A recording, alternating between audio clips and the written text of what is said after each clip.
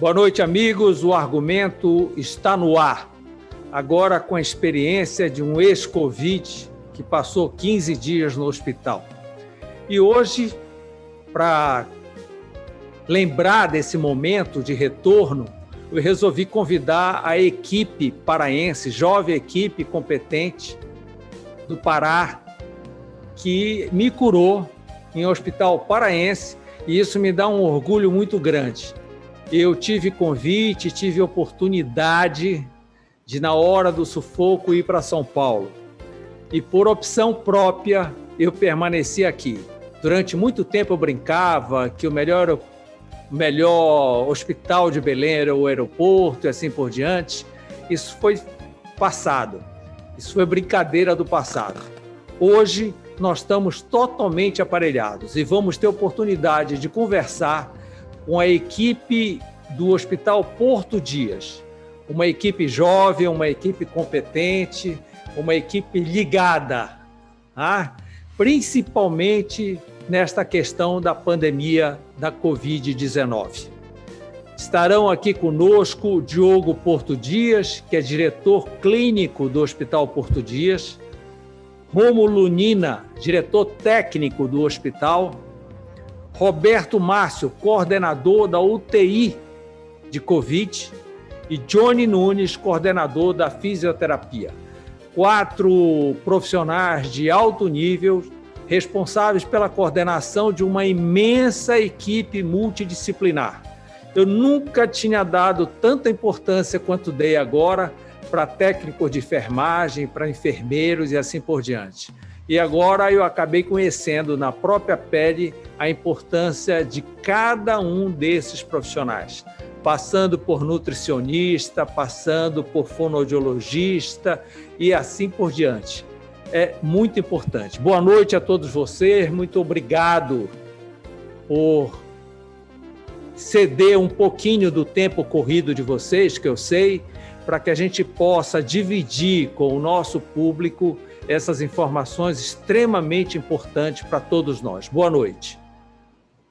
Boa noite, Mauro. Um prazer te ver bem, te ver recuperado e te ver de volta às atividades. A gente está vivendo um pouco mais de um ano muito desafiador, uma doença emergente, uma doença nova, que a gente teve que a cada dia se aprimorar e cada dia aperfeiçoar a forma como nós conduzimos elas. Eu estou aqui na mesa, dividindo a mesa com os nossos maiores especialistas nisso, um time muito qualificado, o time que mais salvou pessoas de Covid, na região norte, com certeza, talvez até no Brasil.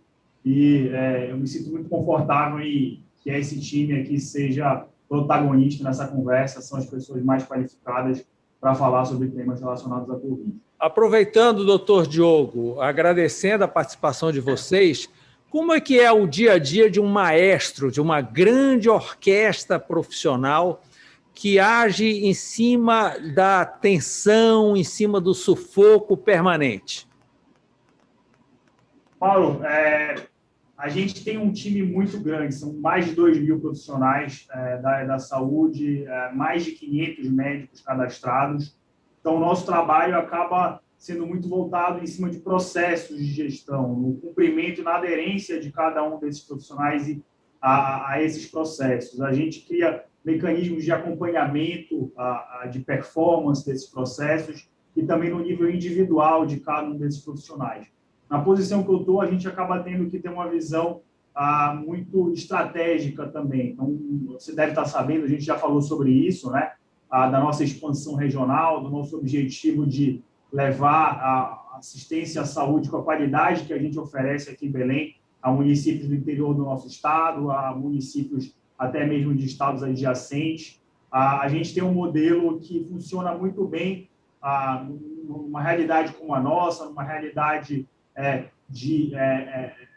da realidade, da complexidade da condição de saúde da nossa população, e a gente quer replicar esse modelo, a gente se sente nesse momento muito confortável em replicar esse modelo em outras cidades. Então, hoje em dia, a minha função acaba sendo um nível muito estratégico e a gente interagindo aqui com o nosso time tático e operacional para garantir que tudo funcione da melhor forma possível.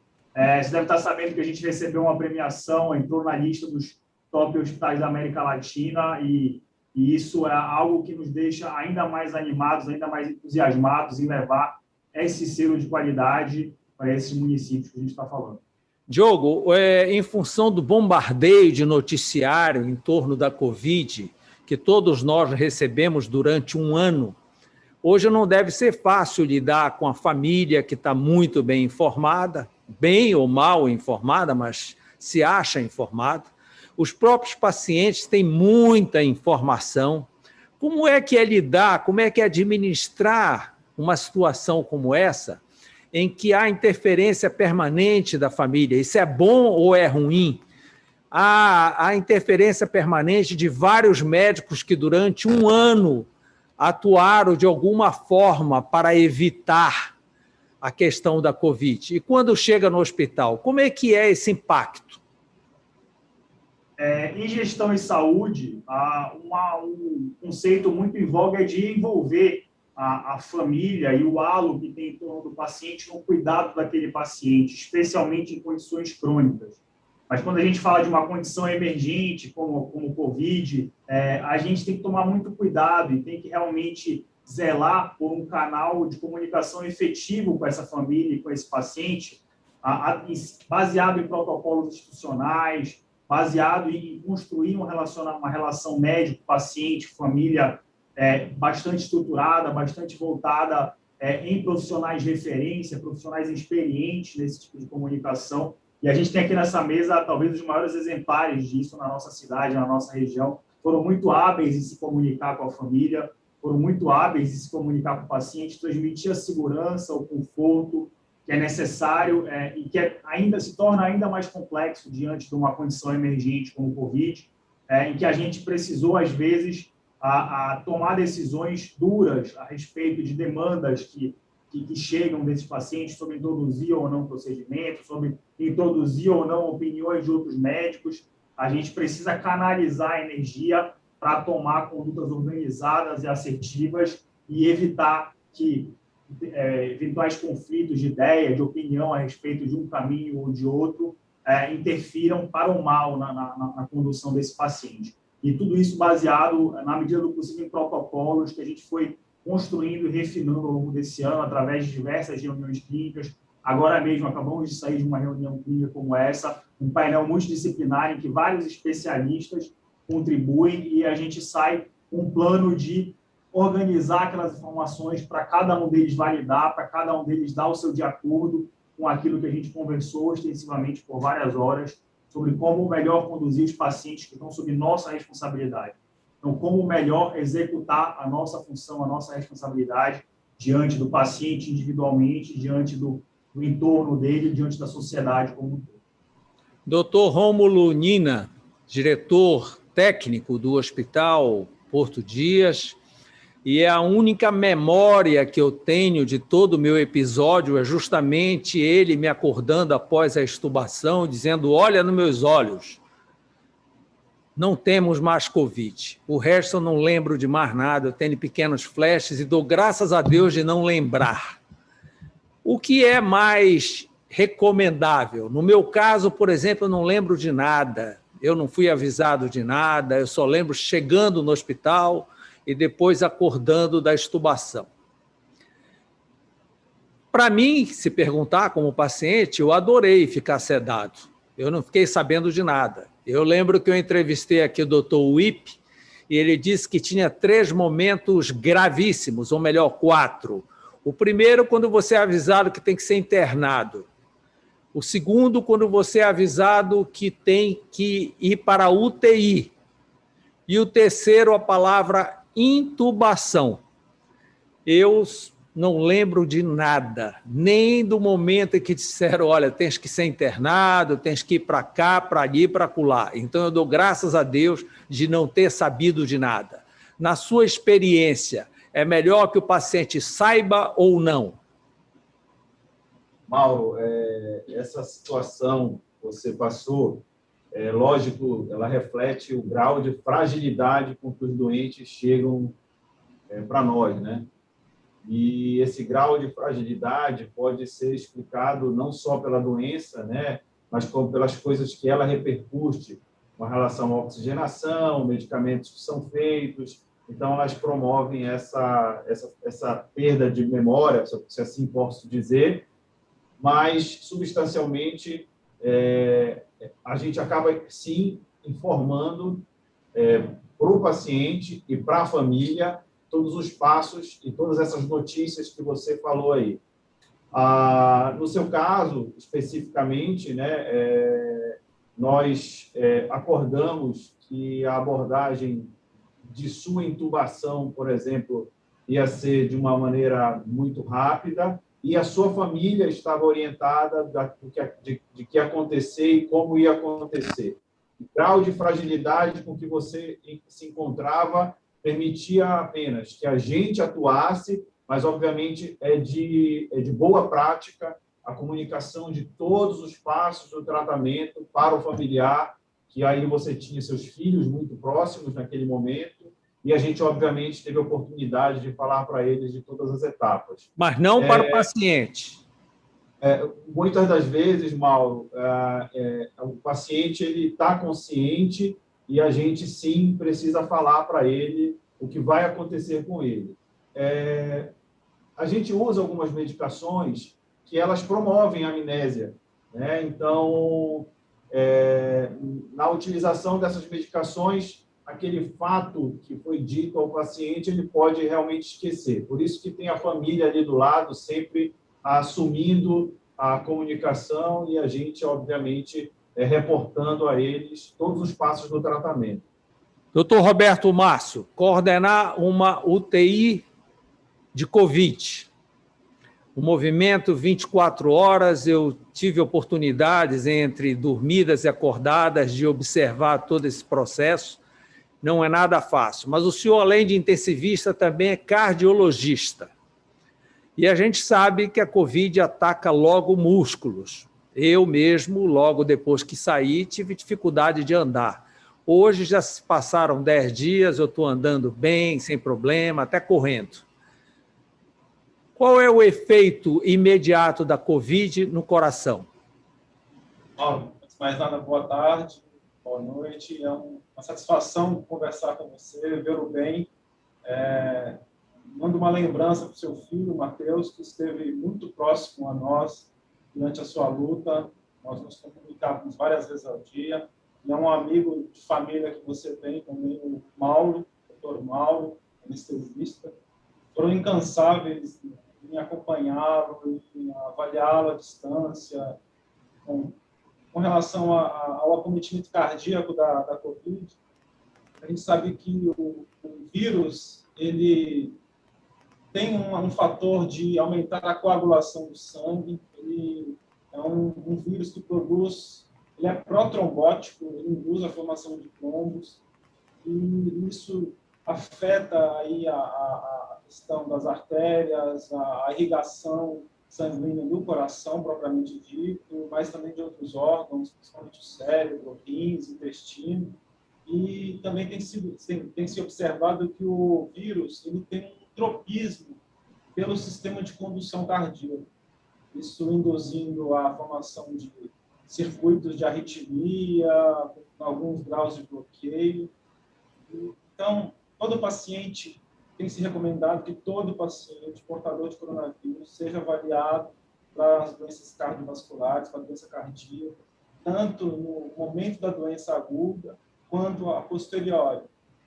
O paciente tem que passar consulta e fazer exames cardiológicos aí por 30 dias pós-Covid. Dr. Johnny Nunes, coordenador de fisioterapia.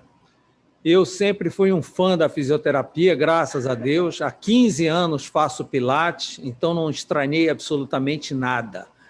A fisioterapia, ela inicia ainda na UTI. A pessoa é estubada e já no dia seguinte já começa a fazer fisioterapia? Boa tarde, Mauro. Faço minhas palavras do Dr. Roberto, é um prazer de ver a nossa recompensa, ver nossos pacientes bem, né? Nossa missão, nossa recompensa é essa, ver nossos pacientes reabilitados e bem.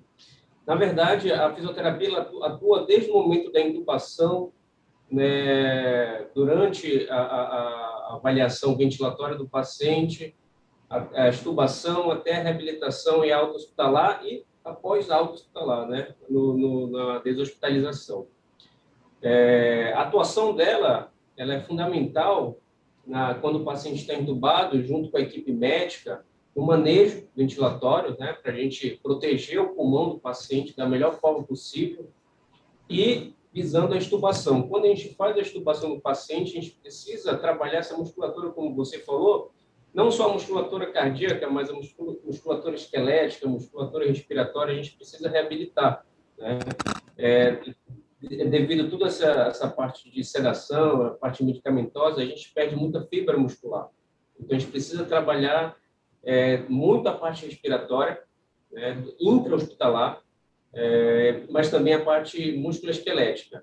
E você, como você acabou de falar, mesmo no pós-alta, geralmente os pacientes pós-Covid, a gente precisa manter uma reabilitação cardiorrespiratória de pelo menos 3 a 4 semanas pós-alta, justamente para evitar ou para trabalhar essas complicações do Covid, né, as sequelas. Doutor Diogo Porto Dias, o que é que o senhor nos diz sobre o Remdesivir e o coquetel de anticorpos mononucleares, ambos aprovados na Anvisa? Paulo, são medicamentos que estão bastante em voga. A gente precisa ser muito cauteloso para a indicação de cada um desses medicamentos. Não é uma panaceia, embora tenham esse selo da Anvisa, a gente precisa ser muito assertivo sobre qual medicamento indicar em cada fase, para cada perfil de paciente. Eu passo a palavra para o Dr. Romulo e o Dr. Roberto, que são nossos grandes especialistas nisso, vão saber responder de forma muito mais assertiva as indicações e a temporalidade da indicação precisa de cada um desses medicamentos. Com certeza tem o seu valor, tem sido usado com muito sucesso, de forma ainda experimental, nos Estados Unidos, mas diante da necessidade de encontrar medicamentos que promovam uma resposta satisfatória à síndrome a tal da febre trombótica, que é o diagnóstico sindrômico de COVID, a Anvisa e outros órgãos regulamentadores tornaram expressa a liberação, a autorização desses medicamentos de forma emergencial, mas, claro, como eu falei, sempre dentro de uma indicação muito precisa. Mauro, como o Diogo falou, né, a gente tem aí uma tendência a acreditar, tem estudos já que mostram a possibilidade de neutralizar uma fase inflamatória. Independente do momento de uma ou outra droga, é muito importante ressaltar que o que mais existe hoje, na minha opinião, forte, que deve ser obedecido, é o momento que entra a droga, mas substancialmente as contraindicações da realização da droga. Tá? Então, pacientes não podem estar infectados, não podem ser pacientes que já estejam intubados, não podem ser pacientes que estejam numa fase mais avançada da doença e que tenham quadros infecciosos associados. É muito importante isso. Então, a seleção desse paciente tem outras contraindicações, mas a gente lembrar que, principalmente, o anticorpo, ele promove uma diminuição por completo da resposta imunológica. Então, não é uma medicação inócua, né? Não é um remédio para febre. É uma medicação que tem que ser muito bem pesada. Justamente foi liberada para que pudesse ter uma discussão muito assertiva, e o sucesso ele está sendo muito relacionado ao risco e ao benefício do momento, né? O apelo muito grande para que se tenha algo que pode modificar realmente o curso do vírus. Não são drogas de uso ostensivo, né? E também dentro de um sistema é bastante importante ressaltar que são medicamentos extremamente caros. Doutor Roberto, alguma complementação sobre Remdesivir e coquetel de anticorpos mononucleares? O Remdesivir ele tem sido empregado para diminuir a replicação viral. Então, de novo, isso que o Rômulo falou, ele tem que ser usado no momento certo, no momento em que o paciente se encontra com o vírus no organismo e esse vírus se replicando. Os monoclonais, as medicações monoclonais, elas também reduzem o processo inflamatório, então elas têm que ser usadas nesse momento, nessa fase de replicação viral, mas essa fase de liberação de substâncias inflamatórias, pró-inflamatórias no nosso organismo. Passada essa fase, onde o paciente, por exemplo, já está com um grau de infecção, até mesmo uma infecção bacteriana, talvez haja um não benefício no uso dessas medicações. Importante ressaltar também que essas medicações, a recomendação é para que elas sejam utilizadas no ambiente hospitalar. Doutor Johnny, eu particularmente perdi 10 quilos de massa muscular. É sempre assim? Se for entubado, se entrou na UTI, a massa muscular foge? Infelizmente, a gente tem essa perda, como eu falei, das fibras musculares. É por isso que é de extrema importância a atuação da fisioterapia, não só da fisioterapia, mas da nutrição, né, durante o paciente estar internado, não só entubado, ou durante a própria o período intra-hospitalar do paciente, né? Então, a gente tem essa perda de fibras musculares. A pessoa muda mesmo devido a essa consequência, né, dessa perca, e a gente precisa trabalhar justamente isso. É muito sério essa questão da perda muscular, tanto da parte que a gente consegue ver, como eu falei, da musculoesquelética, principalmente da parte respiratória, né? A gente precisa do músculo respiratório para o paciente respirar bem, ter força até para a gente extubar o paciente. Bem, nós vamos a um rápido intervalo e na volta ainda temos muitas perguntas, muita curiosidade para aproveitar essa oportunidade de tantos especialistas reunidos em um só momento para conversar com a gente. A gente volta já.